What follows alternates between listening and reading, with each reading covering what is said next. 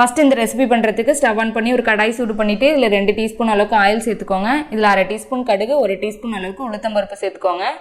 இந்த கடுகு உளுத்தம்பருப்பு எல்லாம் நல்லா பொரிஞ்சதுக்கப்புறம் இதில் வந்து ஒரு 4-5 பல் வந்து முந்திரி பருப்பு எடுத்து வச்சுருக்கேன். அதை 2ஆக பிரிச்சுட்டு இதே உள்ளே சேர்த்துட்டு நல்லா வந்து சிவக்க வறுத்துக்கலாம். இப்போ இதில் ஒரு 1/4 டீஸ்பூன் அளவுக்கு சீரகம் சேர்த்துக்கோங்க. இப்போ இதில் ஒரு பெரிய வெங்காயத்தை பொடியாக கட் பண்ணி வச்சுருக்கேன், அதையும் உள்ளே சேர்த்துக்கலாம். கூடவே கட் பண்ண பச்சை மிளகாய் 1, ஒரு கொத்து கறிவேப்பிலை சேர்த்துட்டு இந்த வெங்காயத்தை எல்லாம் நல்லா கண்ணாடி பதம் வர அளவுக்கு நம்ம வதக்கிக்கலாம். இந்த மாதிரி வெரைட்டி ரைஸ் செய்யும்போது இந்த மாதிரி முந்திரி பருப்பு சேர்த்து செஞ்சால் ரொம்ப நல்லா டேஸ்ட்டாகவும் சாப்பிட்றதுக்கு நல்லா இன்ட்ரெஸ்டிங்காகவும் இருக்கும்.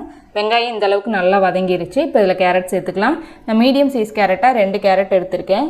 இது போல் கொஞ்சம் நல்லா பெரிய கண் இருக்கிறதுல நல்லா துருவி கொஞ்சம் பெரிய சைஸில் வந்து நான் துருவி எடுத்து வச்சுருக்கேன். இந்த மாதிரி சின்னதாக நம்ம துருவி சேர்க்கறத விட கொஞ்சம் பெருசாக சேர்த்துக்கிட்டோம்னா ரொம்ப நல்லா டேஸ்ட்டாக இருக்கும். இப்போ இதில் ஒரு 1/4 டீஸ்பூன் மஞ்சள் தூள் சேர்த்துக்கோங்க. காரத்துக்கு வந்து நான் ஒரு 1/2 டீஸ்பூன் அளவுக்கு மிளகாய்த்தூள், தனி மிளகாய்த்தூள் சேர்த்துருக்கேன். இதில் 1/4 டீஸ்பூன் அளவுக்கு பெருங்காயத்தூள் சேர்த்துட்டு நல்லா வந்து பரட்டி விட்டுறலாம். இப்போ இதுக்கு தேவையான அளவுக்கு உப்பு சேர்த்துக்கலாம். எல்லாத்தையும் சேர்த்துட்டு நல்லா வந்து ஒன்று போல் கலந்து விட்டுக்கலாம். இதில் வந்து தண்ணி எதுவும் நம்ம சேர்த்து வேக வைக்க தேவையில்லை. கேரட் வந்து ரொம்ப சீக்கிரமாகவே வந்துடும். அதனால் அப்படியே எண்ணெயிலே பரட்டி விட்டுட்டு ஒரு மூடி போட்டுட்டு நல்லா ஒரு 5 நிமிஷத்துக்கு ரொம்ப குறைவான தீயில வச்சு நம்ம வேக வச்சுக்கலாம். இப்போ இந்த காயெல்லாம் நல்லா வெந்து இந்த மசாலாவோட பச்சை வாசனை எல்லாமே போயிடுச்சு.